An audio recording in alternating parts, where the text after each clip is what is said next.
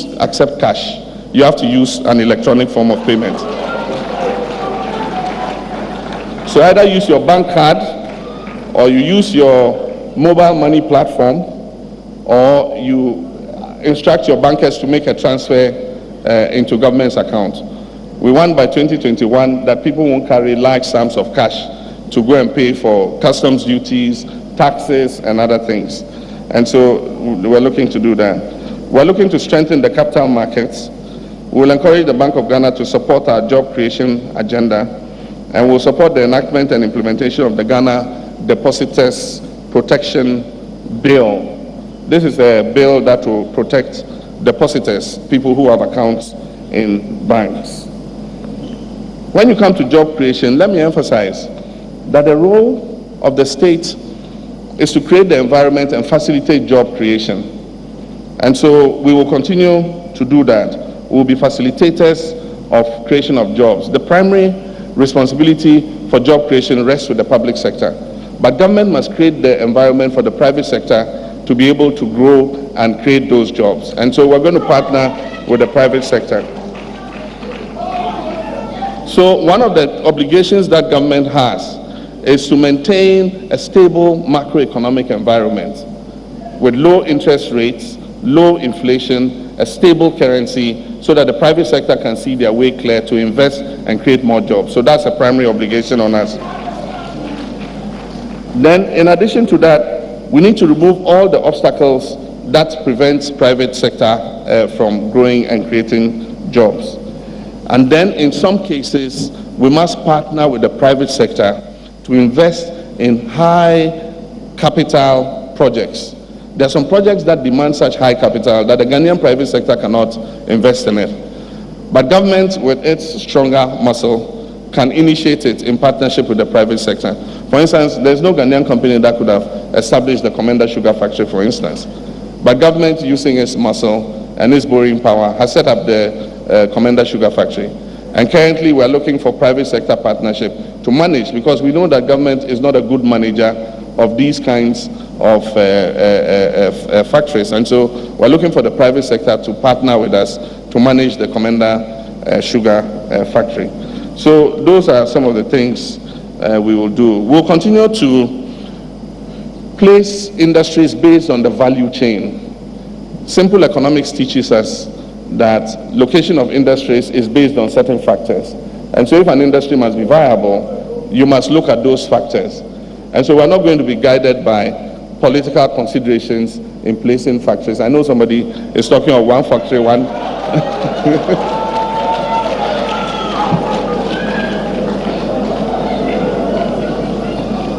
I know somebody is talking of one district, one factory, one district, one factory.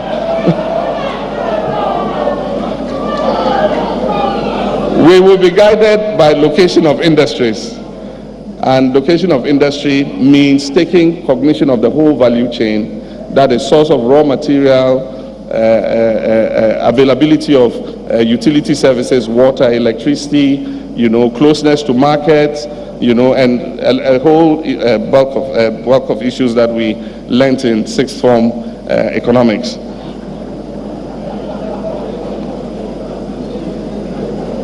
There are many things we will do. There are many things we will do in terms of job creation. We are going to continue labor-intensive works in respect of road construction and other public works. And we expect that under that program, we can create 300,000 jobs for unskilled labor under the labor-intensive public works. Under ICT, we are establishing the BPO park. Already I went to the Tema one, and it is employing hundreds of young people in the call center that was established. Since I went there, I hear another one has been established, and so it's doubled the amount of young people working in the business process outsourcing center. With the establishment of the Commander Sugar Factory, we have recently got approval from the Indian Exim of $24 million to assist sugarcane farmers in the Commander area to produce enough raw material to feed the factory.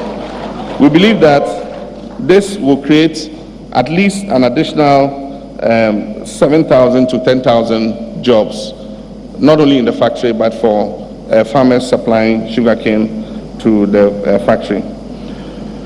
In the next 4 years, we're going to aggressively invest in the textiles, garments, and leather works area. And already we have received expressions of interest from many companies in the Far East to partner with us to do this. Some of those factories are becoming unattractive as economies like China continue to prosper.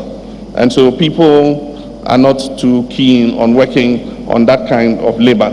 And so they're shifting a lot of those industries to the developing world. And so we're going to go out deliberately to target bringing some of those jobs into Ghana. So that's one area we will target. Because we have the AGWA, the African Growth and Opportunities Act, it means that we can export into the American market, quota-free, duty-free. We will expand the Youth in Agric program, and we will also expand the scope of the Local Content Act. We passed the Local Content Act, but it applies currently only to the oil and gas sector. And so we want to expand it to cover the mining sector, to cover construction and other sectors, so that Ghanaians have a bigger share in these sectors too.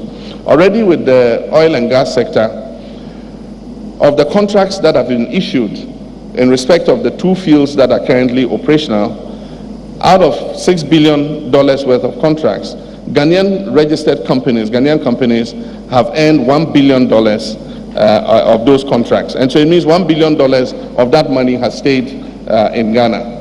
And so we'll replicate it for construction, we'll replicate it for mining and other sectors so that we retain more money here.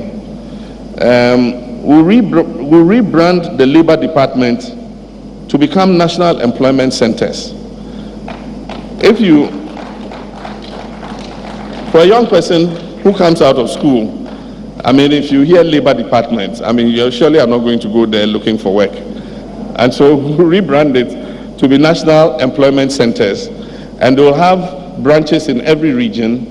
What this center will do is it will compile a database of Ghana's young people and the skills they have. And any employer who recruits from this database will be given special incentives. And so employers will be offered incentives to recruit from the database of the national employment centers. Like I said, we'll trigger massive investments in textiles and garments. We will also conduct a feasibility study on the Kwame Nkrumah era projects. Like we've revamped the shoe factory.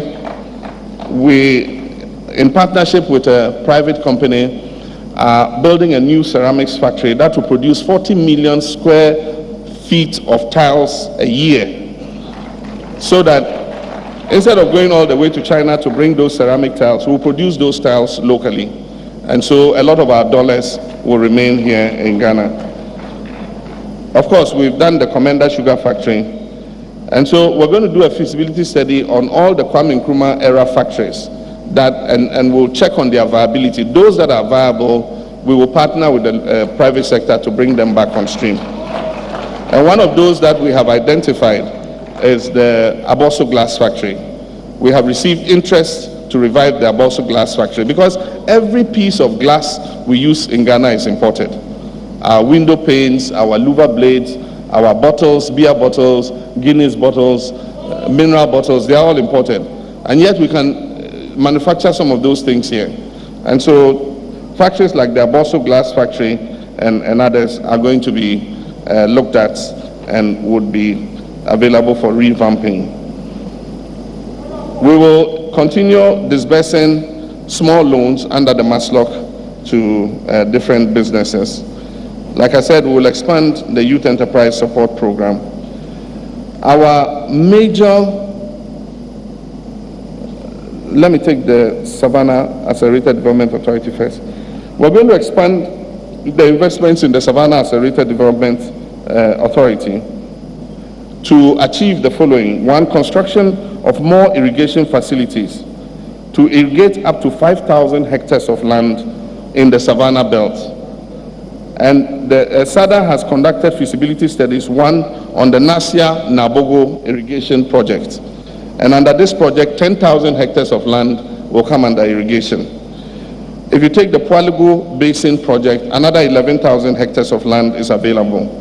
Under the Bui Dam has a component for irrigation, which covers another 11,000 hectares of land.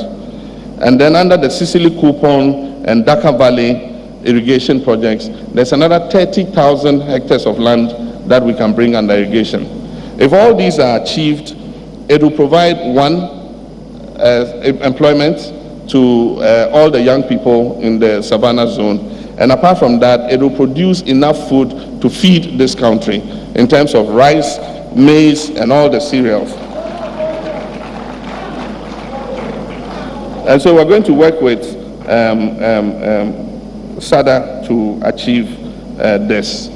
Already in this term of office, we have expanded. We currently have 29,000 hectares of land under irrigation. Several of the irrigation projects that were broken down and silted, we have revamped. Dawenya and so many of them, Via, Tono, we've revamped them and brought those fields under irrigation again. We've cut the sod for new irrigation dams. When I went to Boku recently, I cut the sod for the Tamni irrigation dam, which is bringing almost another 2,000 hectares under irrigation.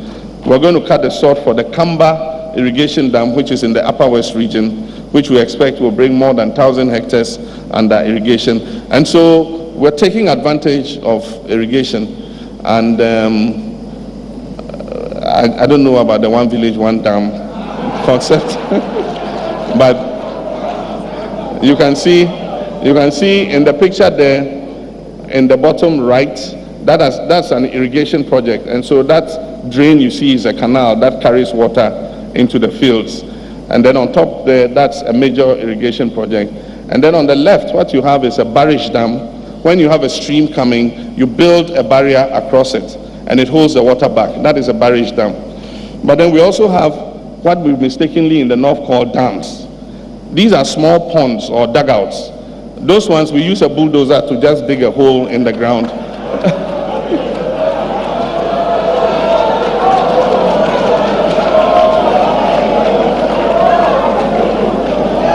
We use a bulldozer to dig a hole in the ground. It normally will be about the size of this banquet hall, or sometimes even smaller. And before, we used to drink from them when water was not available. But currently, with the coverage of water and the provision of boreholes and other clean drinking water sources, people no longer drink from them. They normally are used for livestock watering. But these are not normally viable irrigation dams because they just catch rainwater. And when the rainwater is over, sometimes by the end of the dry season, the water is finished in them. And so the more viable ones are streams. If you put a barrier across it and hold back the water, then you're able to use it for irrigation purposes. But I'm sure that there'll be better clarification about one something when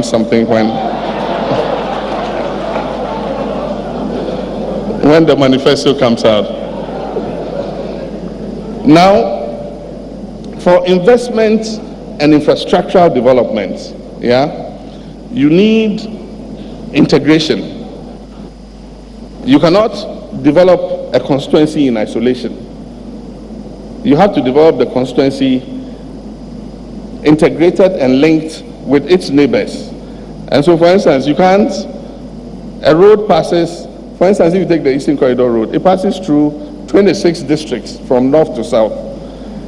And so, it is a project that integrates the development of 26 districts, because all the 26 districts would utilize that project.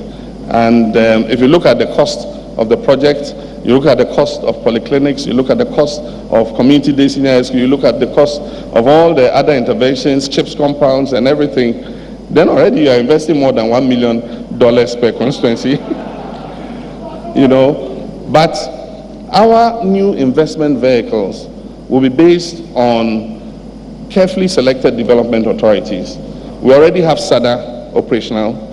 We envisage and NDPC is currently working on it. So NDPC would give the final word, but the proposals so far are to create an Eastern Corridor Development Authority, a Western Corridor Development Authority, a Coastal Plains Authority, a Forest Belt Authority, and a Volta Basin Authority. Now all these authorities will come out with master plans for investment in economic activity and in infrastructure. And all these will be contained in the National Infrastructure Master Plan. And so we're not going to put 1 million, 1 million, 1 million in constituencies. In every constituency, we're going to put much bigger money in the development authorities so that they create a more integrated development of that whole area than this, snapshot investment. We also have the industrial cities rejuvenation projects, and Tema is one of the cities that will benefit. We're going to continue the development of industrial parks to attract investors to set up industries, especially in light manufacturing. And Tema will be one of the beneficiaries. Secondly, Takrade is going to be another beneficiary. We have acquired land in Shama and surrounding areas to set up another free zones and industrial parks. This would attract more industries in there, and it will provide employment. It will also attract the oil and gas service industries in there.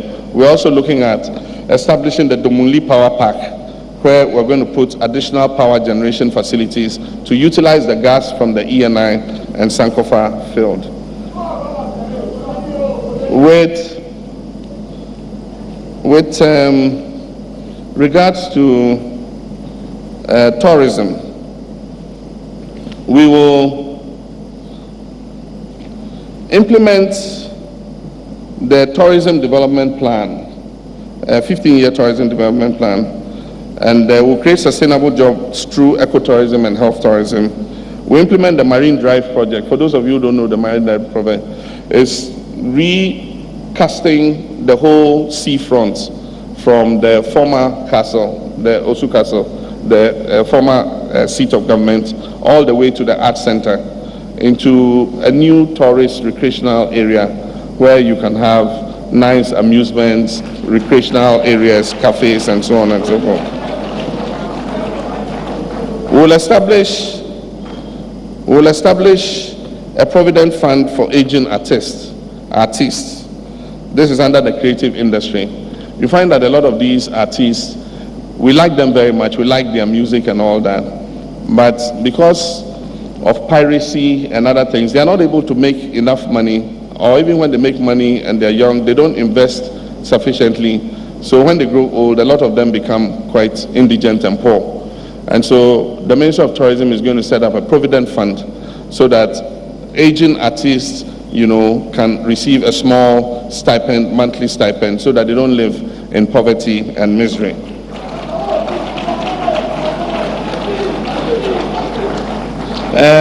We'll promote conference and health tourism, and then we're going to redevelop the Efua Sutherland Children's Park along the lines of the Ratri Park in Kumasi. For those of you who have gone to the Ratri Park, you will see that it is a place of comfort. It is now the center of entertainment and tourism in Kumasi. We have the Efua Sutherland Park. It's only grass growing there, so it will be developed into a modern park. We'll establish a film village in partnership with the private sector. Roads, bridges, flyovers. We're working on the Kaswa interchange, Kwame Nkrumah Circle interchange, and we've got approval of Parliament to do a new interchange at Obichebe Lamte Circle.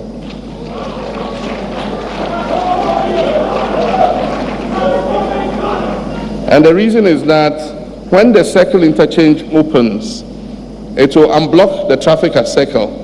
And once they go over the bridge, then Obichebi will become the next bottleneck. And so we need to do an interchange at Obichebi so that it allows the traffic to flow.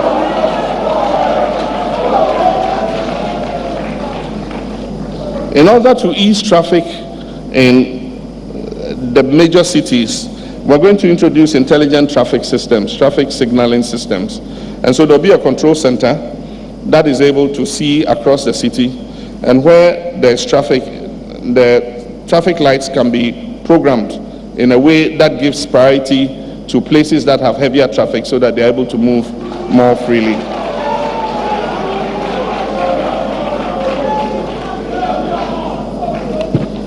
And so that's it. We'll provide apprenticeship with master craftsmen. I announced this in Takrady. The master craftsmen, those who have the automobile mechanics workshops, they have the carpentry workshops and other things. Under the Youth Employment Agency program, we'll recruit them to provide apprenticeship training to young people. And so they'll be paid something. If you have 10 apprentices, we will pay you for training the 10 apprentices. And so we'll do it for the magazines, Kumasi magazine, Takrady magazine, Tamale magazine, Techiman magazine, so that they can invest the money in improving their workshops and provide proper training for their children. Under agriculture, we achieved a lot. We distributed fertilizer. Local production of rice increased from 301,000 metric tons to 604,000 metric tons. But let me talk about industry. Or no, I think I'll finish agriculture and then I'll go to industry. We increased mechanization centers. Production of cereals has gone up from 1,900 metric tons to about 2,200 metric tons. Roots and tubers have gone up from 19,000 metric tons to 19 million metric tons to 27 million metric tons. That's increase in cassava, yam, and plantain production. Granates and cowpeas increased from about 700,000 metric tons to 768,000 metric tons. Livestock population increased from 49,678 to 81,229. So those are all advances in in agriculture. The key elements in our strategy is to strengthen farmers-based groups such as cooperatives and farmer-based organizations. We'll reinforce the Youth in Agriculture program to make agriculture attractive to the youth. We want to make agric become a business. So young people are not going to go into agriculture using hoes and cutlasses. They're going to go into agriculture, using mechanized and scientific methods of production. We'll construct storage facilities so that we cut down post-harvest losses. There will be agricultural mechanization and farmer support. And this is my key initiative for launching the Green Revolution in Ghana. Farmer service centers will be established all over the country. The first 50 of these are ready to take off, and they're taking off in collaboration with SADA. Service centers would register all farmers in their catchment area. It is expected that every district will have one center. And so they'll register all the farmers in their service center. Depending on the number of farmers, they would have that requisite number of tractors. But the minimum number of tractors each service center will have is 10. But if it's a district that has more farmers, then they could have more than 10, maybe 20 tractors. And all the tractors will come with all accessories, threshers, harvesters, and everything. And they'll register all farmers and measure the acreage of their farms. And so they know how much seed they need, they know what kind of crop they are planting, they know how much fertilizer they need. And so the service centers will provide improved seeds, they'll provide subsidized fertilizer to the farmers and all the inputs they need. And then when the farmers harvest, there's a buyback scheme. The service center can buy back all their produce and deduct the cost of inputs that they gave them. And it will also create a microcredit scheme for farmers. If you are registered with the Farmer Service Center, in the course of the year, if you have planted your crop, they know what your acreage is, and you want 500 cedis or 1,000 cedis to do something, pay your children's school fees or something, you can take it from your Farmer Service Center at very low interest rates, and then when you harvest your crops, you pay back the loan. And so we will continue to expand cocoa production, and cocoa production has gone up significantly. We will introduce a new plantation model under public-private partnerships to increase cocoa production from 750,000 tons to over 1 million tons. What it means is that Cocoa Board will, in collaboration with young farmers, establish a plantation, 100 acres, 200 acres, and then split the plantation amongst the young farmers. And then they will be responsible for looking after it, and then they would earn their money from selling the cocoa to Cocoa Board. We'll continue the modernization of roads in cocoa growing areas. Already we're doing massive road works in all the 6 cocoa growing regions. And we'll go on and on. Shea butter, we'll establish 2 more shea butter processing factories in the Upper East and Upper West regions. We've established one in the Northern region already, and it is working and working well. We'll establish a cashew board with its headquarters based in the Brong-Ahafo region, which is the biggest producer of cashew nuts. We intend to increase cotton production to over 100,000 metric tons over the next 4 years. We also want to reintroduce coffee production. And so for farmers who want to go into coffee production, we are going to give them free coffee seedlings. And so 5 million improved coffee seedlings are being nursed to be supplied to farmers. And this we expect should increase Ghana's coffee production from the current 6,000 metric tons to about 100,000 metric tons. Poultry and all that is there. We've increased aquaculture. More people are going into fisheries and aquaculture, and currently aquaculture production has increased to almost 50,000 metric tons from 19,000 metric tons. We are supporting farmers by the construction of landing sites. We're providing them with cold stores. The cold stores enable them, when they come with their catch and they're not able to sell, then they put them in the cold stores so that the fish doesn't go bad. And then the next morning they come and take the fish, and then they send it to the market. And so we're providing all the landing sites with cold stores so that they're able to preserve their fish. The main driver of industry is going to be the Ghana Exim Bank, which we have set up already. It is set up. And then also the Ghana Infrastructure Investment Fund. These 2 are going to work in collaboration to be the main driver of our industrialization of Ghana. And several industries that we have set up already. We've revamped the Commander Sugar Factory, Kumasi Shoe Factory. We set up the Ghana Gas Processing Plant at Etiabo, the Volta Star Textiles at Jopong. We have injected some new money into it, and we are getting some strategic investors to partner with us. The Savannah Cement Factory at Wipe, the Ceramics Manufacturing Plant at Ishim. We've revamped the Tema Oil Refinery, and it is working properly.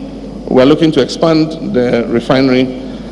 Next door to the refinery, there's additional land, so we'll commence the construction of a new refinery on that site that will produce 100,000 barrels of petroleum products per day. The current refinery has a capacity of up to 60,000 barrels, and so it will increase our refined product production to 160,000 barrels. We want to become the petroleum hub of West Africa, so that we become the main suppliers of petroleum products to the whole of West Africa. Already that is happening. We are supplying Mali, Niger, and Burkina Faso with petroleum products. Every day, 40 articulated tankers are loaded with petroleum products to those 3 landlocked countries from Bolgatanga depot. We're going to set up the integrated aluminum industry, that is revitalize Valco, and then set up an alumina plant. We shall introduce industrial salt production, caustic soda production, and chlorine production. We also have an agreement with a strategic investor. As soon as we have more than enough gas coming from the E&I field, then we can release some of the associated gas for fertilizer production. For those who don't know it, gas is used to produce fertilizer. And so we already have the land in Shama ready, and the fertilizer factory is going to be built in Shama to produce fertilizer for Ghana. Mineral processing, already private companies are setting up mineral gold refineries in Ghana. We shall establish steel mills we're entering the era of energy security. I'll talk about energy, but then it means that we're going to have excess electricity. And if you have excess electricity, then you must have off-takers. And so we need to get heavy industries that use more electricity to set up in Ghana. So steel mills, glass manufacturing, ceramic brick and tiles, and all those other things. The shipyard and dry dock has been handed over to Ghana Ports and Harbours Authority, and already its volume of business has expanded. GPHA is going to refurbish it and make it the best and largest shipyard and dry dock in the whole of the Gulf of Guinea.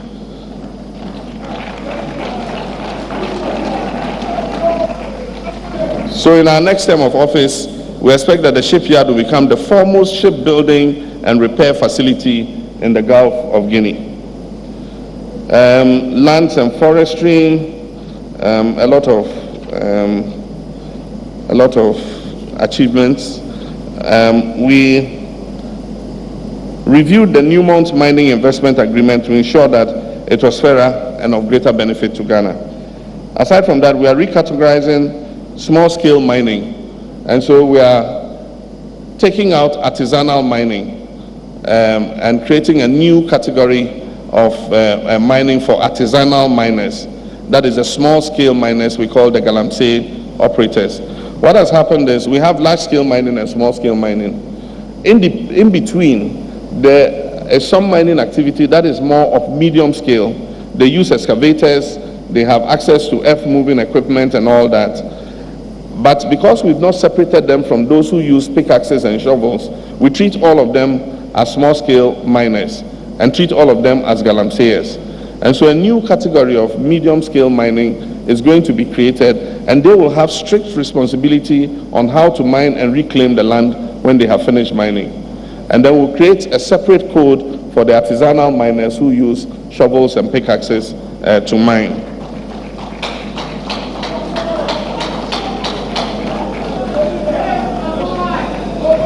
And so we're going to align gold exports. We're going to align gold exports to ensure maximum repatriation of foreign currency back to Ghana.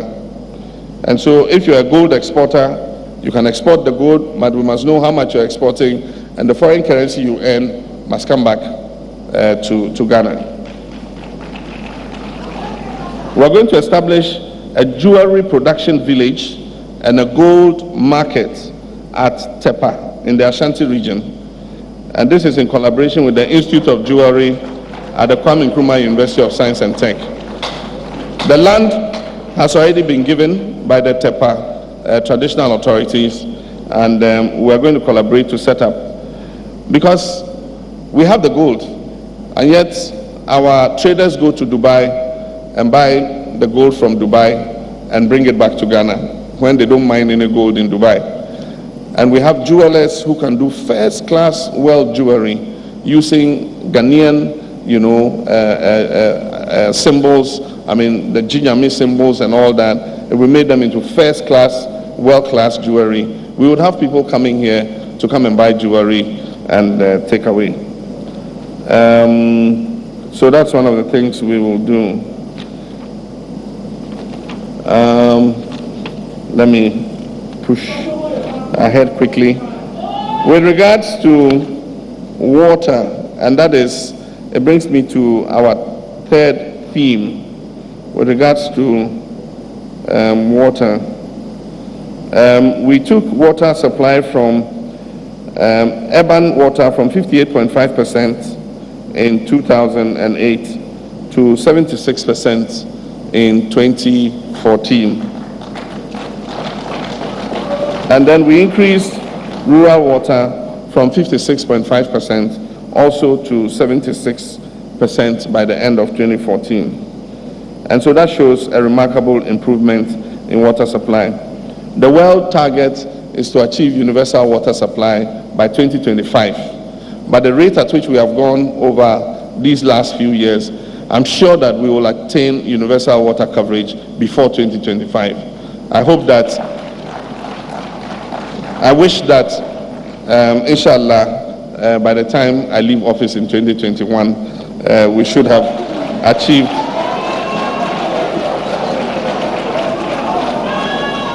achieved universal water coverage. The projects we undertook are Kong Water Supply System, Akatama Metropolitan Area Supply, Teshinungwa Seawater Desalination Plant, Asante Mampong Water Project, Chebi Water Project, and Yunam.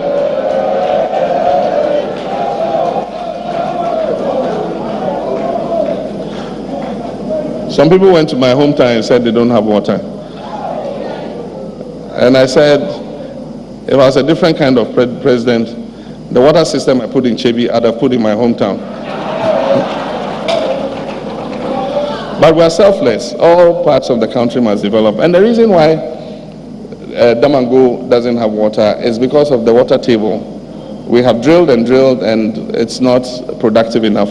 And so we now have funding. We have to bring the water from almost 30 kilometers away from the Black Volta to create a new treatment plant for Damango. And so when you go to Damango and play politics with water because it is my backyard, you know, without understanding what the issues are, then it's just petty politicking. We have the Sawam Water Project, the 5 district water project, Akimoda, Akwetia, Winiba Water Project, Konongu, Kumewu, Kwewu, Wa Water Project, North Tongu Water Project, Navrongo Water Project, Boko Water Project.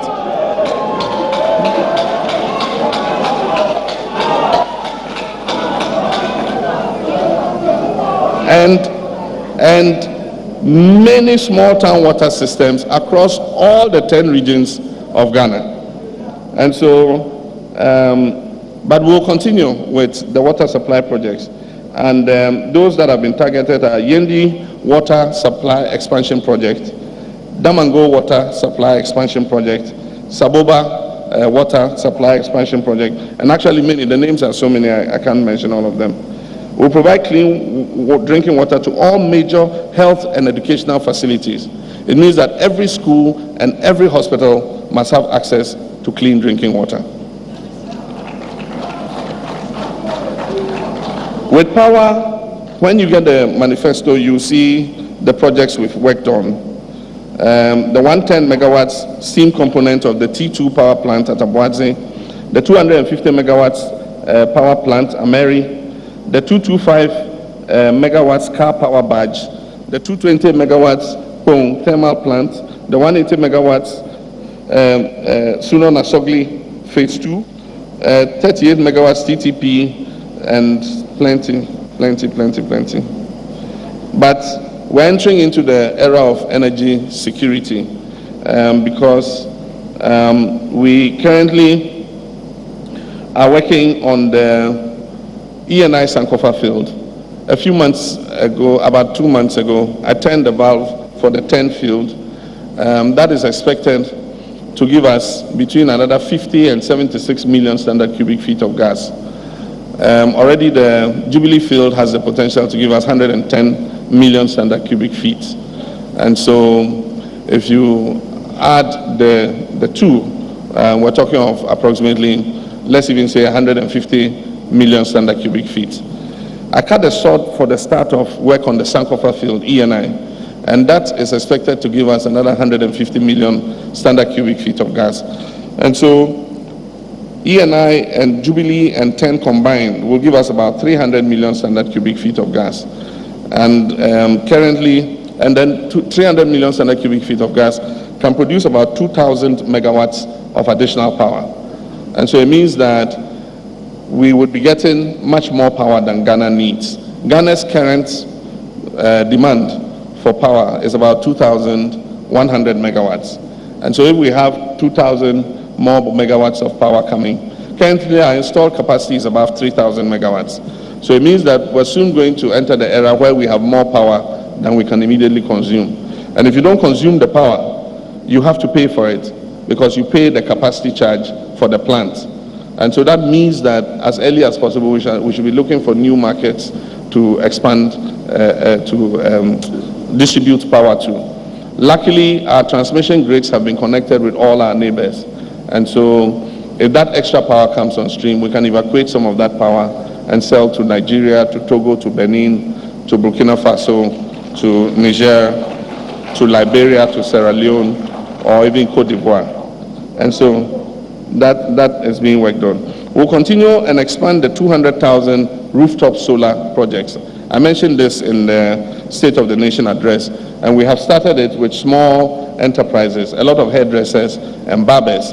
We have put solar panels on their rooftops, and they're using it to operate their clippers and their dryers and the fans and all that. And so because of that, they switched off the ECG power and they run the barbering salons on solar, so they don't pay any bills. It's free of charge, you know, so.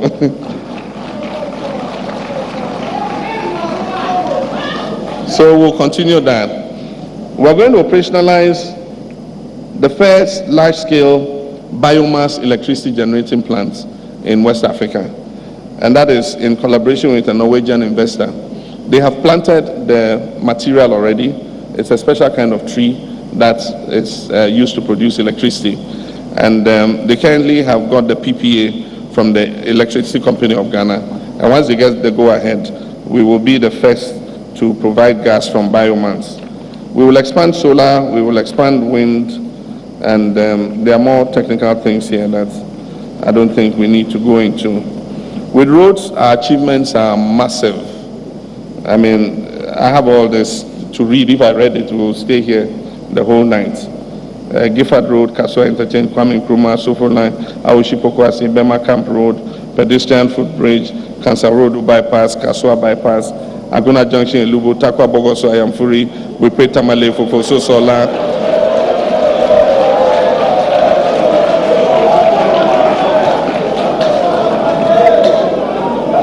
So all the roads we are doing will continue, and when we finish them, we will do other roads. And so I'm appealing to all the chiefs and others. You know, the roads were not being done, but when it was equalized, nobody had a problem because everybody's road was bad. You have to start from somewhere and continue somewhere. Now that we started doing some of the roads, people get angry that, oh, but you're doing this person's road, you are not doing my road. I want them to exercise patience. We will come to everybody's road.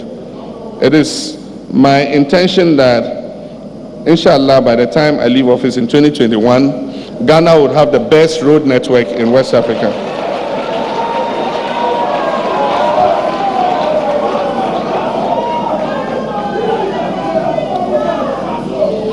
To reduce the spate of road accidents, we will begin the dualization of all our major highways. And the first ones we will tackle will be the Accra-Kumasi Highway. We'll make it dual carriage from Accra to Kumasi. We'll fill in the gaps. Parts of it are dual already, and so we'll rehabilitate those parts that are dual already. And those that are not dual, we will create the second lane so that it's dual carriage all the way from Accra to Kumasi. We will also start the Accra Cape Coast Takrady dualization project so that we have a dual carriage from Accra to Takrady. These are the two roads that are heaviest used. And so we'll do Accra Kumasi, we'll do Accra Takrady, and then as part of the West African Highway, we will do Aflao to Accra.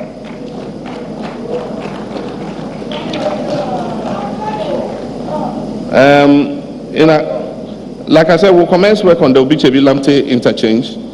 We will also commence work on 2 bridges. This is very significant.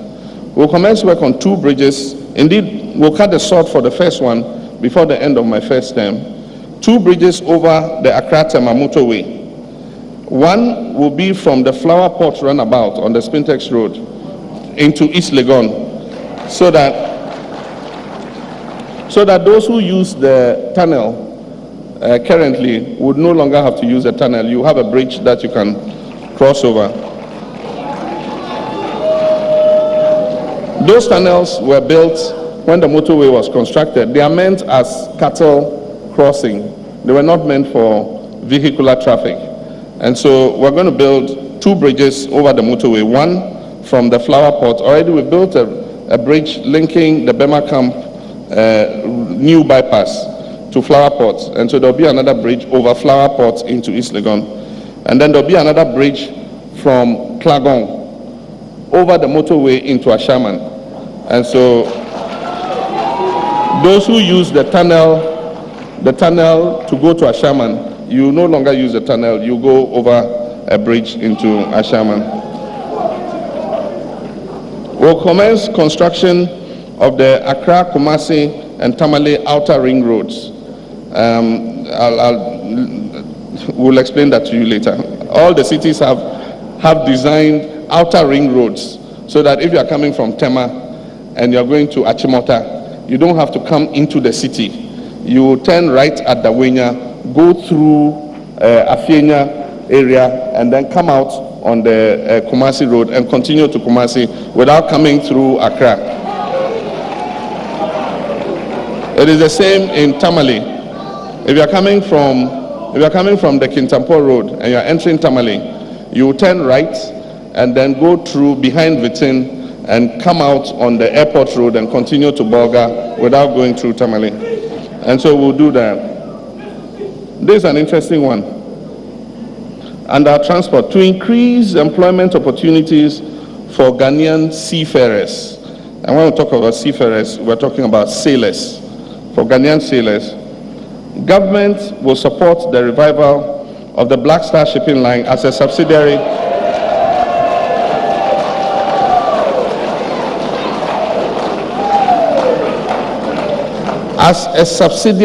of GPHA.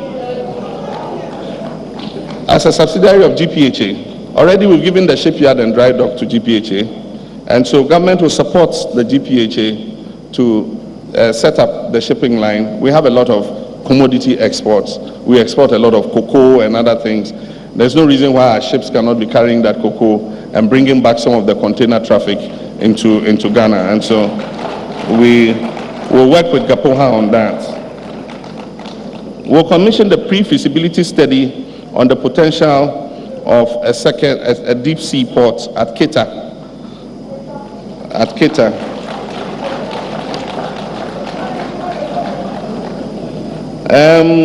We'll construct phase 2 of the Kumasi International Airport, a new terminal building and the extension of the runway to accommodate medium-wide sub-regional body jets will take place. And so it should be possible to operate flights from Kumasi to Abuja, Kumasi to Abidjan, Kumasi to Burkina Faso, because we would extend the runway so planes like Boeing 737s can come into Kumasi Airport. We'll construct phase 2 of the Tamale International Airport with new passenger and Hajj terminals. We'll develop the Wa airstrip into a modern aerodrome and open it to commercial flights. We also plan new airstrips in Cape Coast for tourists, so that instead of driving all the way to Cape Coast, they can just hop to Cape Coast. And then Bolgatanga, a new airstrip in Bolgatanga. The NDC's next term in office is going to be the beginning of the era of new glory days for the railways. The railway subsector is a crucial component of our transformation agenda. Consequently, we have developed a railway master plan to upgrade the stock of our existing rail network and also expand it to other parts of the country. We already have almost completed work on the line from Sekondi to Takrady to Kojokrom, and we're going to continue that line to Awaso and then through Dunkwa to Kumasi. We'll also do the Eastern Railway line from Tema to Kumasi via Buankra. Buankra will become an inland port, and so if you live in Ashanti or Brongahafo or the north, instead of bringing your cargo to Tema, you can do it Buankra via Tema. And so when it arrives in Tema, it will just be put on the railway and sent to Buankra and offloaded there. And so you can do your customs and everything at Buankra instead of coming to Accra. We'll commence work on the Tema-Akosombo railway line. And this railway line will go to Akosombo, and then fuel and cement and other things bound for the north will be sent by barge to Buipe. Buipe will be an inland port to serve the landlocked countries and the other inland communities. We'll complete feasibility study and inshallah commence work on the northern line to Burkina Faso. We'll complete the feasibility studies, and if it proves viable, we'll commence work on the northern line, because Côte d'Ivoire is building a line from Abidjan port to Burkina Faso. If we are not to lose the landlocked traffic, then it means that we also must quickly create a railway line that intersects with their line, so that we can also send things by rail to Burkina Faso. We are going to build suburban lines. The first one will be from Accra to Amasaman and to Nsawam. And so those who live in Amasaman and Nsawam can come by train into Accra and go back home by train. We'll also build a suburban line between Kumasi and Ejiso. And so those who live in Ejiso and work in Kumasi can commute by train. We'll retool the state transport company. We've already bought them 50 new buses, and so they're going to begin operation. That is the state transport. And then before the end of this year, we will commission the bus rapid transit project. This is a project that creates special bus lanes for public buses. We brought the buses that will start the BRT already. They're in the country. And the first route we're starting is Amasaman into Accra. So those who live from Amasaman to Accra will be able to use the bus rapid transit. It is called the Ayalulu Express. And so when you see buses starting to work called Ayalulu Express, then that's the BRT, the bus rapid transit. If it is successful in Accra, it will be expanded to Kumasi and to Takrady and to Ho and to Tamale and to the other regional capitals. We'll continue to buy additional buses for the Metro Mass Transit. Already we have the so-called Mahama buses, and we will expand the Mahama buses so that more people can have access.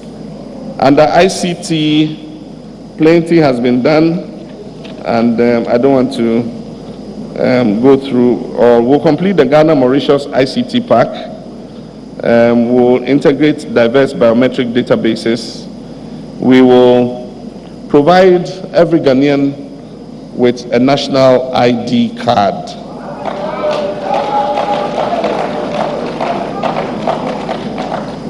We will do an integrated population registration system, and out of that IPRS, we will provide every Ghanaian with a national ID card. We have substantially completed the street naming project, and so if you go almost all over, you see the street names have been put up. We're going to complete the house numbering and house addressing system so that you have your house address and your street name, and so you can be traced directly if you give your house number and your street name.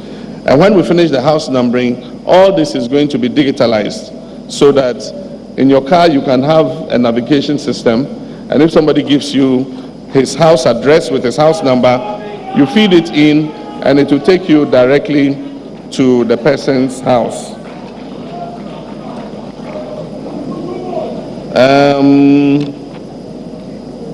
There's so much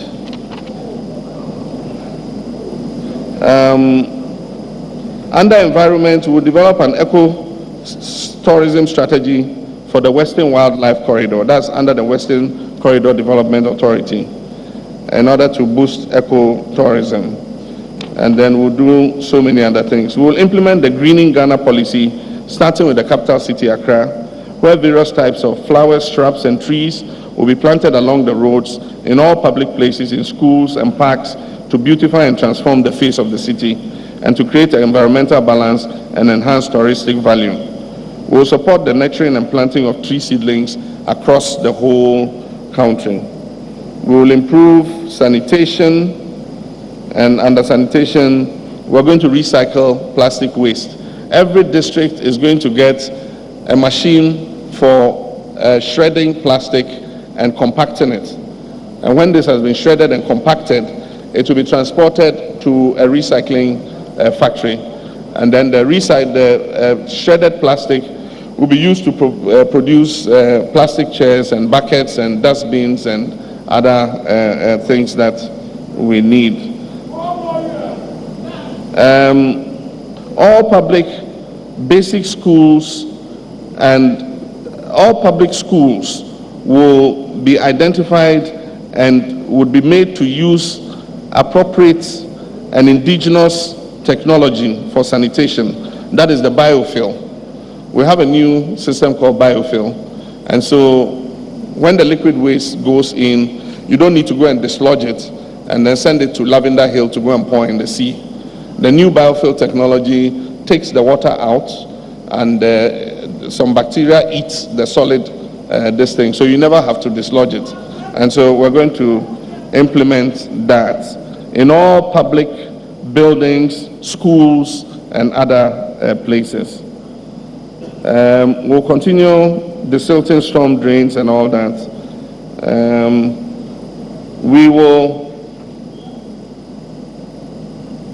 School dormitories and hostels will be fitted with biogas facilities for use in cooking. And so their liquid waste systems will be fitted with biodigesters. And it produces what we call methane gas. So the methane gas will be piped to their kitchen, and it will be used to cook. We'll create a national sanitation authority. We will provide sanitation facilities for deprived inner city areas and all over the country. And our target is to end open defecation by the year 2021, in the next 5 years. In the next 5 years, we want to ensure that nobody has to go and do his business outside, in the bush or on the beach or anywhere. And so we will invest massively in providing toilet facilities all over the country. Okay. With housing, we will embark on a district-wide affordable housing scheme. 2 to 3 bedroom semi-detached houses will be built mostly with local material. This will be a collaboration between BRRI, Rural Housing, District Assembly Common Fund, and Habitat International. Now, the feasibility study I've seen shows that a 3-bedroom house using this local material can be delivered at about 50,000 Ghana cedis, not dollars, Ghana cedis. And a 2-bedroom house can be delivered at 30,000 Ghana cedis. And so these houses will be available to workers who can pay over a period of time and own the houses. And these houses are going to be built in the districts. And so the district assemblies are going to be responsible for supervising these houses. In consultation with the banks and financial institutions, we will introduce a special rent advance scheme. One of the major headaches workers have is to pay big rent advances. And so in consultation with the banks, we will introduce a special rent advance scheme for people who have a known income. And the interest rate on this special rent advance scheme will be much lower, so that if you have to pay your landlord rent advance of 6 months or something, then you can go and take that facility and pay it, and then it will be amortized over a period of time. Transparent and accountable governance. a lot of achievements, but we will continue to work. I'm almost coming to the end of this thing. And we will fight narco-terrorism, we will fight narcotics, and we will not give up the fight against drug trafficking. We will deepen decentralization, we will pass all the necessary laws in order to decentralize. We will initiate processes to implement the Constitutional Review Commission's recommendation to pay Assembly members' allowances. This is in the Constitutional Review Commission's recommendation. We will also implement the Constitution Review Committee's recommendation to have MMDCs, Metropolitan, Municipal, and District Chief Executives, elected.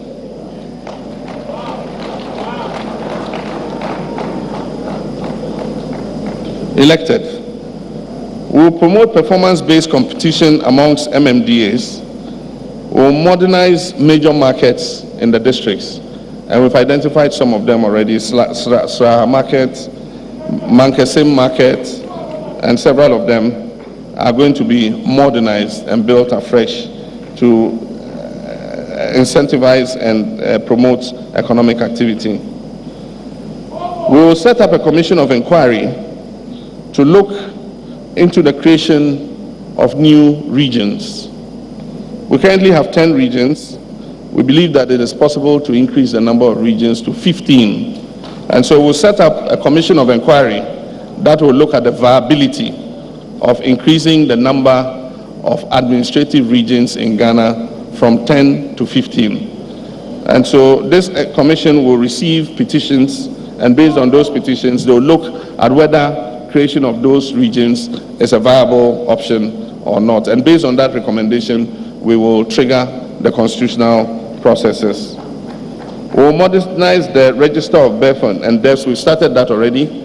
All births and deaths are going to be registered by community volunteers using mobile phones.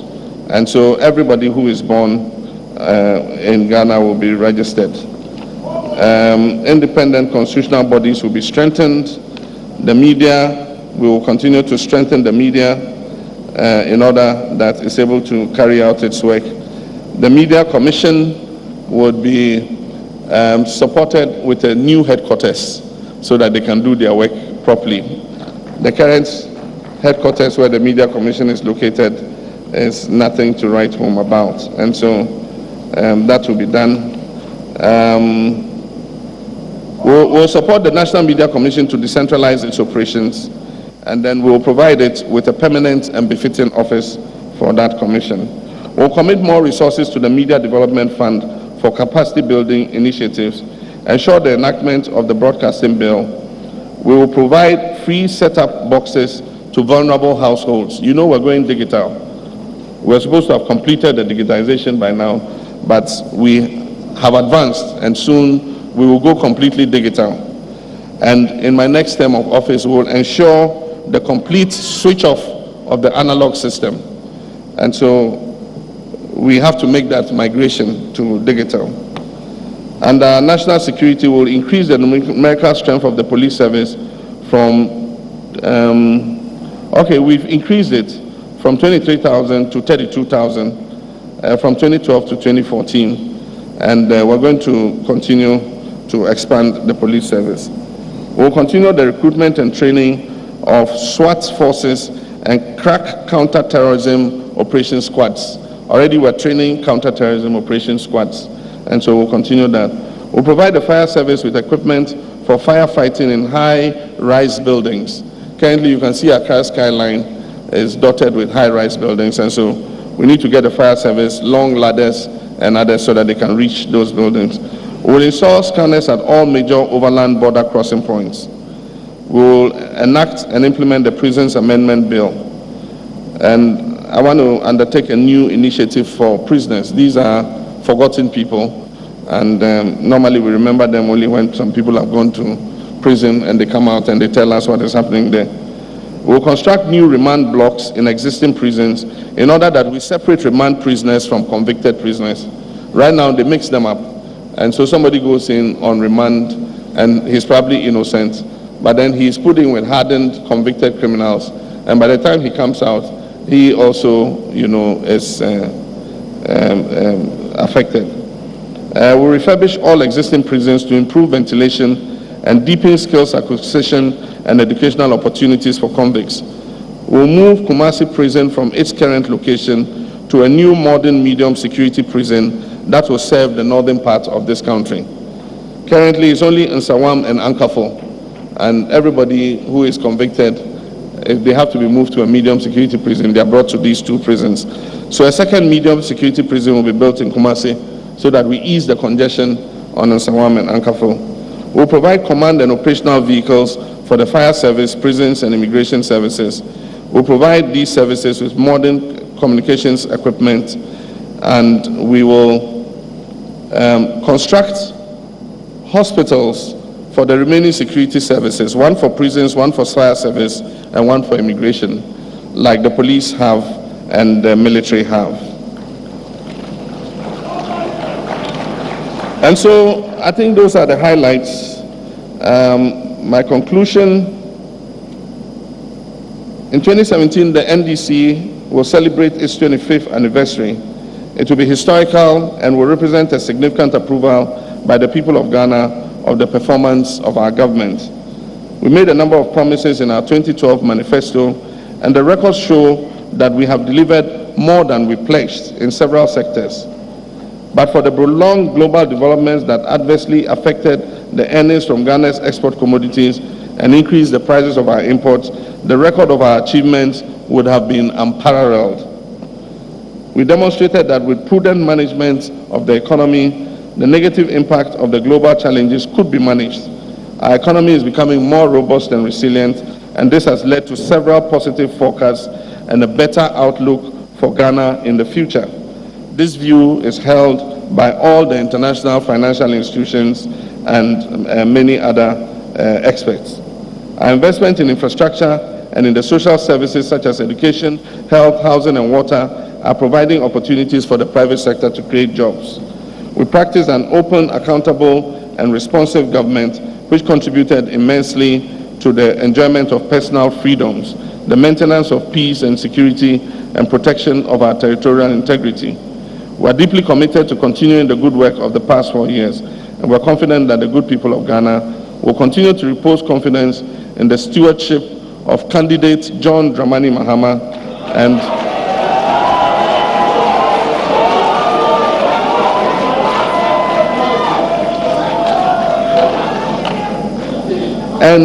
our parliamentary candidates who will help deliver on the commitments in this new manifesto. The manifesto contains policies and programs that will consolidate the achievements we have made so far, and in addition, introduce new initiatives that will launch Ghana into a new era of accelerated growth and the transformation of our society. As the goal of the 2016 manifesto states, the implementation of our policies and programs is to change your life and transform Ghana. The manifesto is our compact with the people of Ghana.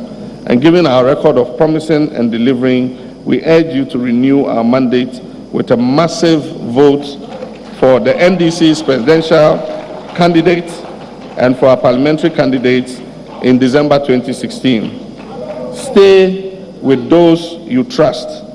Vote for the NDC, changing lives and transforming Ghana.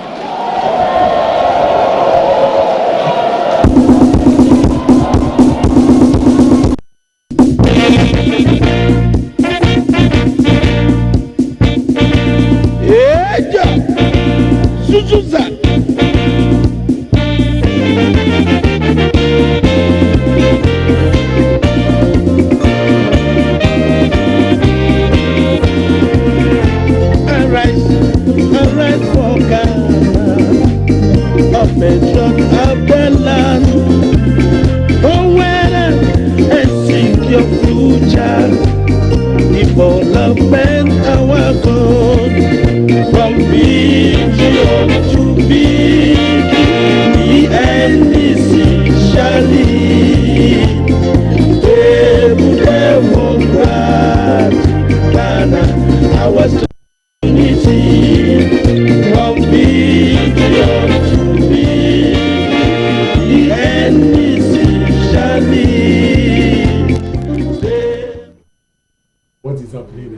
So thank you for staying with us. This is our continuous coverage of the launch of the NDC Manifesto. In terms of its highlights, we just saw the president go through more than 2 hours, almost 3 hours of reading to us some of the key highlights. Remember that the main launch itself is this Saturday, and we had some new things in this budget. For example, the president talked about building stadiums in all 10 regions. They're going to have stadiums in the Upper West, Upper East, Volta, Bonahafo Eastern region also.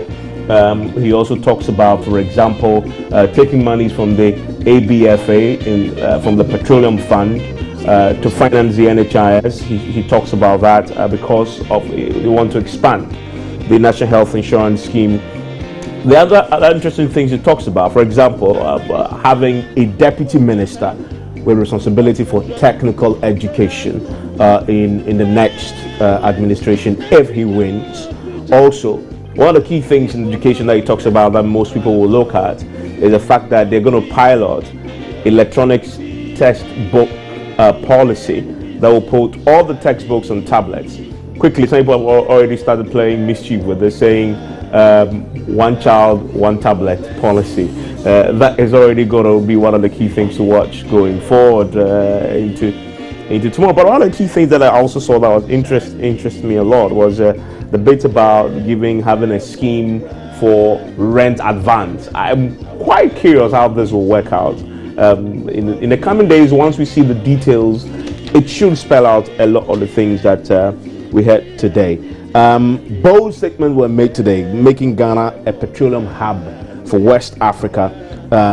Also, he says, by the time he's done, he wants to leave a legacy of the best road network in the whole of the sub-region by 2021. That's a bold one indeed. That, of course, is put out there for us to look at. But there are also a number of the issues you talked about today that aren't new. And what we're going to do right now is to analyze a bit of that before we take leave of you. I'm still here with Malik Dabu, and obviously the chair of the Roads and Transport Committee in Parliament, Chiwulas Tachai. Malik, do you hear enough to say, because this is an incumbent government, there's more scrutiny, no doubt. But did you hear enough, knowing what you know in the 2012 manifesto, to say, okay, we can look ahead to 2017 if he wins with, I guess, what's the word? I mean, with more expectation that something new is going to happen, or it's essentially what we've already had in the past that have been rehashed and represented.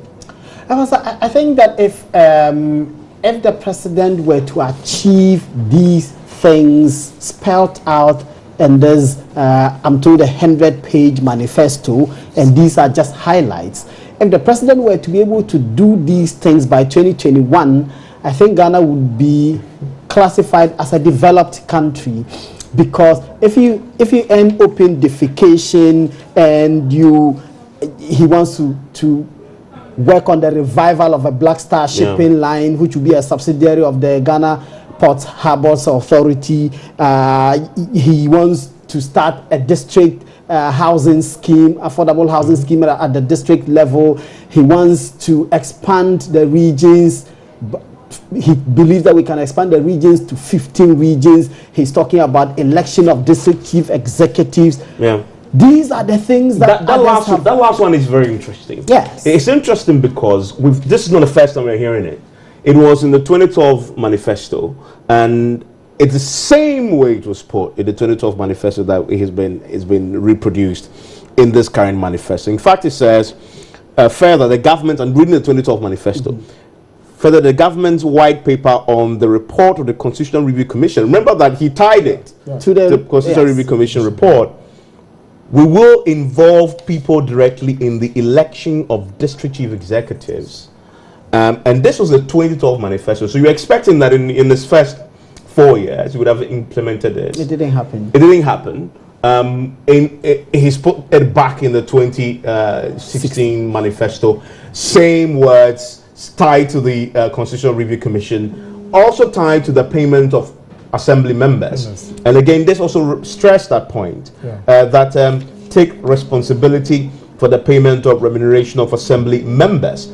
The reason why this is interesting, if you look at the recent political history, the NDC, his own government, 2012, now 2016, the MPP did the same, remember? And when they came to power, they realized that it's difficult to implement this, you know, and so it was abandoned. Now we've heard him, first term, failed to implement. He's hoping for a second term, and why should we believe him? We can't believe them because, and I can can or guarantee that if he wins this election, this still will not happen. You know why it will not happen? One of the things that he said he will continue to do under his the fourth plank of this manifesto, which is governance, transparency and accountable governance. They want to keep electing or selecting the DCEs because the president wants to continue to determine what happens at the local level. But so why would he put it in the manifesto? Whilst they Clearly put it failed here in 2012, that they and then want put to it back in deepen decentralization, central government wants to continue to have a stranglehold on what happens at the local level, that i.e. at the district, metropolitan and municipal levels. My If question they is, allow, imagine that. what is there to gain though in putting it in a manifesto when he has no intention of Because implementing? his opponent, the MPP's flag bearer, has been saying that when I come into office, I will ensure that we elect DCs. So it's just a neutralizing effect, not yes, necessarily because if you look at the upheavals that follow the nomination and confirmation of some DCs in some local areas, you will know that it's a hot burning issue because some local authorities believe that the persons who get selected as DCs and MMDCEs are not persons who will work in their interest. Sometimes they say the people don't respect them, and you know what happened to Kojo Bonsu in Kumasi because the traditional authorities came up against him and he had to move. If the opposition promised that, look, when we come into office, we will allow you to determine who your DCU or your MCU or your MDCs are, that is a big campaign message. What the president doesn't want to do is cede that message to the opposition. So he will restate it in the constitution, but they will state it in a very nonchalant manner, such that after the elections, you can't really hold them to it because he says, we are going to implement a recommendation. This is not a total and absolute promise from him. This is a recommendation. This is a recommendation by the Constitution Review Commission, which he says he will implement. But you see, remember that process itself is being challenged.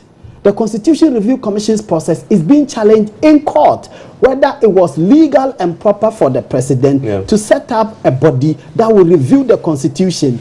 There are those who argue that that was usurpation of Parliament's power because it is only Parliament under the Constitution that has the power to review the Constitution. This process was being challenged. If the president wins the elections and he says, well, to the extent that there's a matter pending in court in relation to the implementation of the CRC's recommendation, my hands are tied, there's absolutely nothing I can do as far as it relates my promise to elect DCEs is concerned. What can you do? His hands are tied. Let me bring in Mr. Chai. I'm curious about this. It's so obvious that he failed to implement this policy, which he put in the manifesto in 2012, which he supervises. He had the opportunity to implement this. 4 years, he's failed to do that. Why put it in the 2016 manifesto when it's everybody will look at that and say, why? It's clearly obvious that we can't trust you to implement it. What's there to gain in putting it in when you haven't done it before? Yeah, first of all, we have admitted that we've not been able to achieve all the promises we made in the 2012 manifesto. And if you watch carefully to the highlights that His Excellency the President just gave to the nation, you realize that most of the things that we've started are to be continued. True. Okay? Which means that even the ones that we started, we were not able to. But you haven't started this. No, You haven't you started I'll come to implementing. I'll come to I'm that. talking specifically to this I'll come to that. policy. There are some that we started, we've not completed. There are some we've completed. Yeah. There are some we didn't touch. Is that okay? Yeah. But you see, it tells you that we are committed to ensure that those ones are also taken care of. To be honest with you, we sat down, look at the areas that this government wants to direct this nation. And I can tell you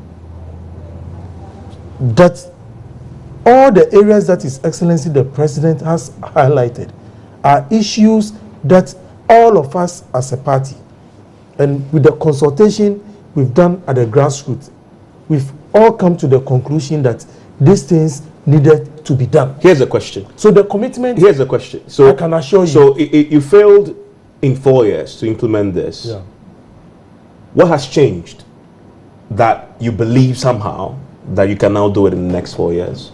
Yes, exactly. There are so many reforms that have taken place. Such Yes, as? we have so many issues with our decentralization processes. Okay. Now we've moved to a stage where we believe that we can now empower the individuals to be elected into that office.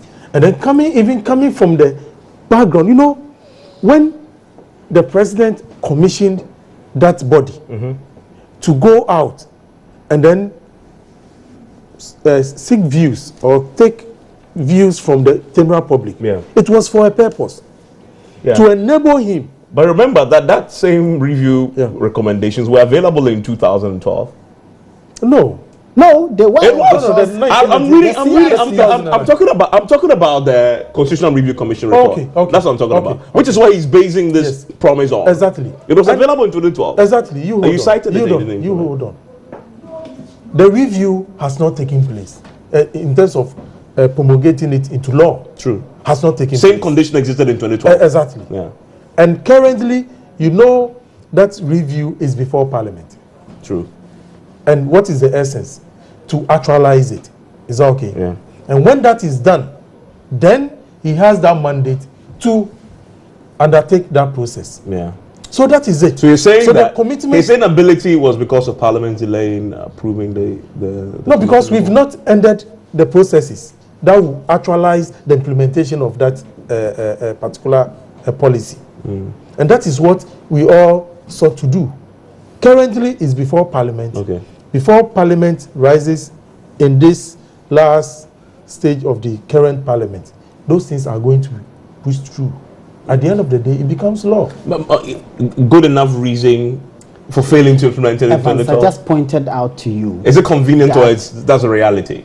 None of these political parties is committed to will easily allow the election of DCs, MMDC. You know why? If that were to happen, like what is happening with the district assembly elections, you know that even though the law forbids partisanship in these elections, the political parties sponsor candidates to become assembly members. And the reason is simple. We have seen in very many areas where the president nominates somebody as DCE, and then the assemblies vote to reject them. Adenta is one of them. Ajusi Jabi is one of them. There are many district and municipal assemblies across the country where the assembly members reject the president's nominee. Because of that, all the parties sponsor candidates.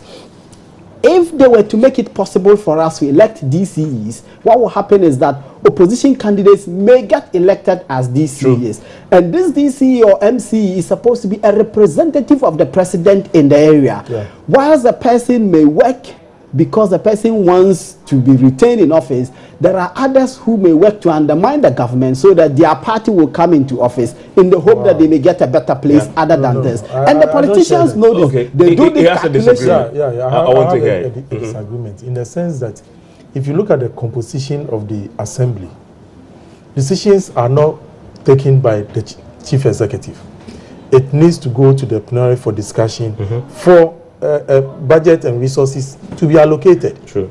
So it is the power does not lie in the hands of the chief executives to unilaterally decide as to what to do, unless maybe within the assembly the assembly members actually don't know what to do. Yeah. Then the chief executive will assign that responsibility to himself.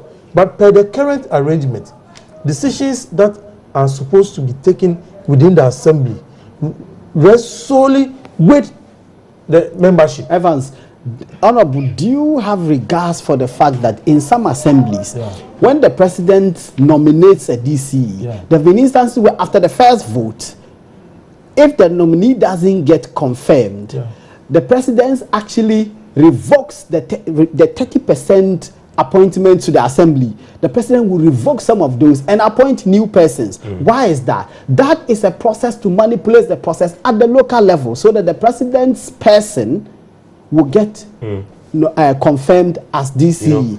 It's the reason why the parties will never open the process up and allow persons to determine or choose who becomes the DCE. We know in Accra but that does there not are people who are mayors of Accra. If it was up for elections, they probably would never win. But because of their contributions to the party and whatever they have contributed to the government, for me, they will keep them there. Yes, your analysis may be right to some extent. But we are looking at the reality. Now, this is the direction we want to go as a nation. Okay? And you are saying that because of that direction, that maybe the executive wants to push their agenda, this thing will never happen. And I'm saying that no, it can happen. Because in decision taking at the assembly level, it does not lie with the chief executive. You know, there are other key things I want us to talk about. So let's quickly move on to other key things. Now let's come to that's where we started education. 100 and gives an update. 123 out of the 200 community SHS started. Again, that points to a clear failure in what he told us. No, but I told you in 2000. His Excellency the President is a very honest person, and he has indicated to us that the other that's the 70. That is 77. That is left.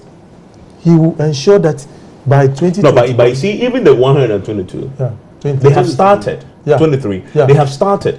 So it's not like they are complete. No, but you see, only about 10, I think. No, but that's the commission was. But you should also know that we started this project very late. You know that. That's your fault. I agree. But look at the level with which we've taken it. Okay, we are not promising new facilities. We are continuing with what we started with to ensure that the 200 that we want to provide to enhance our education at that senior high school level is attained. Okay, still with education, he talks about we are going to establish. Okay, I mean that's. By 2021, that's by the time that he's done with his second term, if he gets elected again, they will eliminate all schools under trees. Now that again points on the failure. If you look at the 2012 manifesto, it says, first point, eliminate the remaining 60% of identified schools under trees and provide decent facilities for all rural schools. If you check your 2008 manifesto, you give us an update in there and said you've achieved 40% elimination. So in 2012, you updated us and said, okay, once you've done 40% elimination, we are now going to do 60%. That brings us to exactly. What you're telling us in 2012 was that by 2016, 0%. I mean, we won't have any school on the trees. Now in 2016 going to 2017, the president is telling us again in his manifesto, he now hopes to eliminate something he said we have eliminated by 2015 and now put it in his manifesto. So far 1,614 schools have been out of the 2,578 have been built, which is a significant. No, but I'm just pointing to your own facts. I want you to eliminate the remaining 60% of identified schools under trees and provide decent facilities for all rural schools, which means that remaining 60%. That came up to 2,000 plus schools. Yes, you see, it is an indication that we've done this. This is what is left. Yeah, you want to eliminate it. Yes. The elimination here means that we are going to put in new infrastructure within the 2012 and 2016? Well, No, that's what he says. It's clear. Because, you see, there was nothing like, oh... No. See, this is 2012 manifesto. Yes, but the statement say all the... No, this is 2012. Maybe Let's go to 2008. 2008, Yeah. you said that you have, I just want to update you, Yeah. and that's what comes to the all factor. It's important. Investing in people. Okay, so it says this is a SHS trees. I was here somewhere. Okay, in 2008, Yeah. the point was to reduce it to 40%. Yeah. Now you updated us and said you have achieved 40% elimination. That's in 2008, 2012. There was a massive... No, but it was actually very specific. Yeah, 40%. Yeah. In 2012, Yeah. then say, I will now want to eliminate the remaining 60%. You get the point that the manifesto was making, which means that by the time you hit 2016, you would have done 100%. No, that is not... No, that's what it is. Okay, That's what it is. If it were to be all... No. You said the remaining I think what happened 60%. That's what it was. in 2008, the pledge was to 40%. to change. The plan was actually to do 60%. By 2012, you had done 40% of the 60% that you promised. Now you came back in the 2012 manifesto. No, that's what it was. That was 100%, and then we did 40. So you promised to do so it was left with 60%, 60. but you did 40. No. It was 100. The entire this thing was... Just follow my argument. I'm saying that if you check the 2008, the promise was to eliminate 60% of schools and that's the trees. 12. Yeah. And then, no, that was 2008. That's But you were 2008. able to do 40 of the 60%. Yes. Then in 2012, he said, okay, the remaining 60%, you will not clear it. Now, okay, let me read. I found it now. I found it. It says, and this is our 2008 manifesto achievements in education.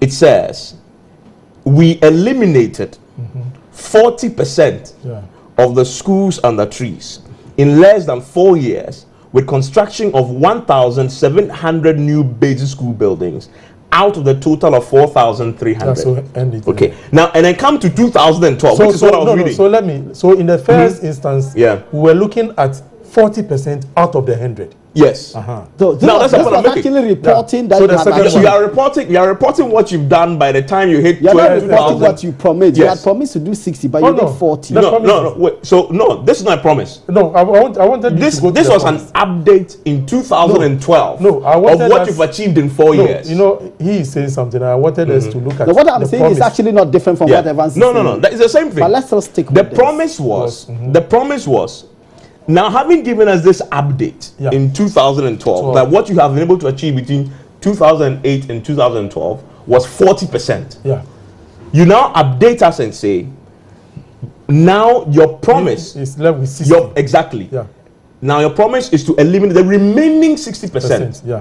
which only means that by the time you hit 2016, there will be zero trees and zero schools and the trees. No, that is not how I see That's it. the only way to look at it. Even that, I think, Evans, we can actually grant that out of, because there was a figure around 2,000, 2,000 plus. Yeah. That was the remaining schools. No. It says here that the only money to construct 1,700 out of 4,300. So you can do the maths. Yeah, The difference is what was left. So the difference was 2,578. Yeah. And out of that, we've been able to do 1,614. Yeah, so there's some left. Yeah, so what is left now? Yeah. We've carried it over into... But that's the point current- I'm making. No, but look, it is very important that you focus on a particular thing that you want to do, and consistently you ensure that that thing is achieved. I think there's no problem with that. Okay. The problem is with giving yourself timelines and failing to meet the timelines. You see, bottom line. You see, for the timelines in terms of our 4-year mandate, yes, we may make some projections. You may not be able to achieve everything. But for me, the most significant thing is that you start a journey and then you ensure that that journey that you started, you are able to complete. And that is the most I important. think we can actually move on from consistently, this. I think the NDC has been working on this thing to ensure that we eliminate it finally. Okay. And for His Excellency the President to once again bring out what is left into the current manifesto, it shows the level of commitment. The bit about it for campaigning purposes and also PR purposes, and you're going into an election, is first being transparent. You talk about the president being honest. Exactly. As an electorate, I'm expecting him to first be, and he started by first giving us a certain status and update as to what in giving us the update. He needs to respect the electorate and say, because obviously these questions are going to be asked. You see, and say I did promise in 2012 that we're going to do the first one we talked about, elect EDCs. That hasn't happened because XYZ. Because of that, I'm going to put it back in there for the next 4 years. I promised to eliminate all schools under 60% remaining. I haven't been able to do that. Why? Tell us why, and go on. But that hasn't been done. Of course, he's expecting the journalists and everybody else to do the scrutiny and find it. But that presents you with more challenge, because your opponents clearly will hold on to that. Will take what he said today and run it against what he said he would do in 2012 and tear you apart. And that's what they have been doing. Because if you follow Bawumia's presentation the last time, we don't have any problems with that.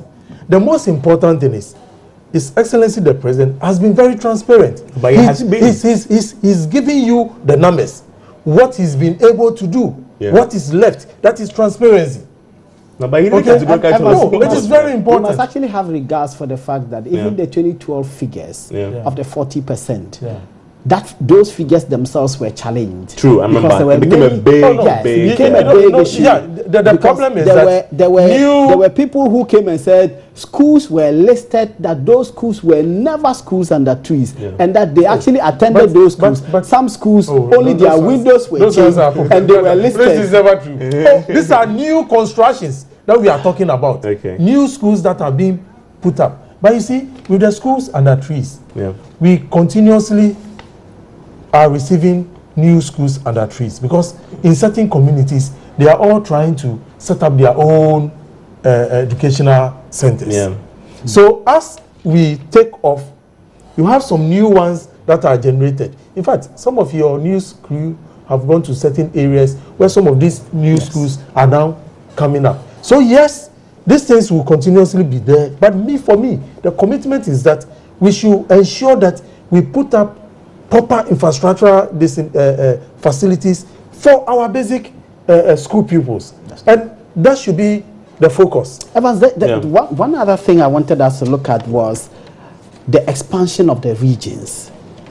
It says possible. Is that the feasibility studies now say possibly 15 of them? A commission will be set up to look into applications and petitions for districts. And it's also, it's not a very firm promise, but you see, I think, given where I sit, I think that it was done in response to his opponent's promise to carve out a region in the Western region. In the 2012 election, a similar promise was made by the NPP to carve out the Damango area from the Northern region, because the Northern region is about the largest region we have. So there was a plan, there was a promise to carve out a region with Damango being the capital. I haven't heard much of that this year, but they are promising another region in the Western region. To respond to this, the president says, okay, we will set up a commission to look into petitions to create new regions. That is an effective response to the NPP's promise. Is it a committed one? I doubt, but it's an effective response. And I agree with that view, because political strategically wise, it's smart move, because what they've done today, essentially anticipating the NPP told us they don't want to launch theirs because essentially they didn't want the NDC to steal their ideas. But what has happened tonight is the president clearly anticipating what they were going to say and offering policy proposals and suggestions to try and counter that even before it happens. So if I'm the guy on the MPP campaign policy, whatever, manifesto team, and in fact, I have put in the policy document one region that I'm going to do this. Clearly, if you come up in 2 weeks after this to tell us that you're going to increase regions, whose manifesto was out first? And you see, whilst you said that whilst they said they were not going to put out their manifesto because of cloning, and by the way, the title for this this manifesto appears to be cloned from their 2012 manifesto. You were putting out messages and promises, and the president cleverly picked them listened. And responded to them cleverly. We'll come to you, Honorable. I know you're bearing to speak here, but it just beautiful political work. You need to appreciate it, because what the president had done tonight is putting the MPP guys in the tight corner. They'll probably tonight, I'm sure a lot of the guys in the MPP will probably sit in now, going back to their manifesto I know they have drafted, looking in there and saying, how can we present this after they've done this? So that it will be unique and original. So it doesn't come across as if, because I bet you, the NDC guys will be listening to the MPP when they are launching a manifesto, and the slightest resemblance to what they've launched already, they will go to town and say, here we go, they copied us. After all, we are in a silly season. Exactly. and listen to the president. There are many times he made references to promises Nanado is making. He talks about irrigation. He talks about stuff they are doing already in building irrigation. And he says, Nanado, you're talking about dams, and he brings his knowledge of the terrain, and tells you what it is, and then tells you that we're already doing this. If Nanado is going to make this a proper policy statement in his manifesto, how is he going to couch it differently from what the president had done? And I think that's one of the most notable things about what the president did today. You see, this is a president who is in government, okay? He has seen exactly what is happening, okay? Now, you don't just, creating of regions is a very sensitive thing. True. Very, very sensitive. You don't just wake up and then just say, I'm going to create this region. You create a problem for other stakeholders as well. True. Okay? What the president has done today, or what we have inculcated into our manifesto, is to ensure that there is broad consultation among the various stakeholders, so that when decisions are going to be taken, these will be decisions that will inure to the benefit of the entire good people of this country, but not just a knee-jerk decision. I'm going to create this region. So if other regions also, other areas also come up, we also need a region. Then it becomes something confrontational. Yeah. And that is what we, the NDC, we have decided not to do. Yeah. Because for us, we believe that we need to sit down as stakeholders and then come into an agreement as to which areas we need to look at. If at the end of the day, the decision is that let the 10 regions remain, it remains.